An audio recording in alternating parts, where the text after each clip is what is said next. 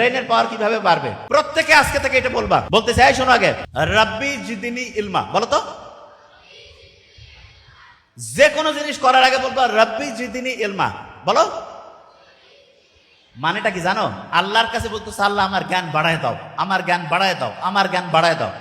আল্লাহর কাছে যখন তুমি চাবা, তুমি তোমার আব্বা আম্মার কাছে 100 টাকা 500 টাকা চাইলে যদি মনে করে দরকার, দিবে না? তোমাকে দিবে। দেখো, কিন্তু এই শোনো, কিন্তু যদি জানে যে তুমি ওই টাকা দিয়া ভিডিও গেম খেলবা, আন্দাজে টাকা নষ্ট করবা, তাহলে কি দিবে? শোনো, খুব ইম্পর্টেন্ট। তাহলে তুমি আল্লাহর কাছে যে ব্রেনটা চাচ্ছ, সেই ব্রেন দিয়া যদি তুমি খারাপ কিছু করো, আল্লাহ কি ব্রেন সহজে দিতে চাবে? তুমি যদি ভালো কিছু করো তাহলে দিবে কি দিবে না? তাহলে বলো তো, যারা ব্রেইনের পাওয়ার বাড়াইতে চাও, আল্লাহকে কি করবা যে আল্লাহ আমি এই ব্রেনটা ভালো কাজে লাগাবো না খারাপ কাজে? কোন কাজে?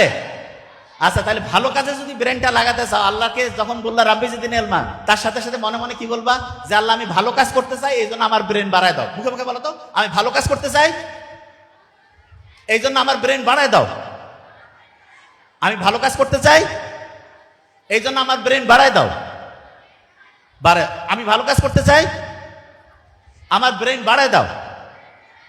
প্রত্যেক দিন 5 ওয়াক্ত নামাজের পরে প্রত্যেক দিন রাব্বি জিদিনি ইলমা, রাব্বি জিদিনি ইলমা, রাব্বি জিদিনি ইলমা, এটা বলবা।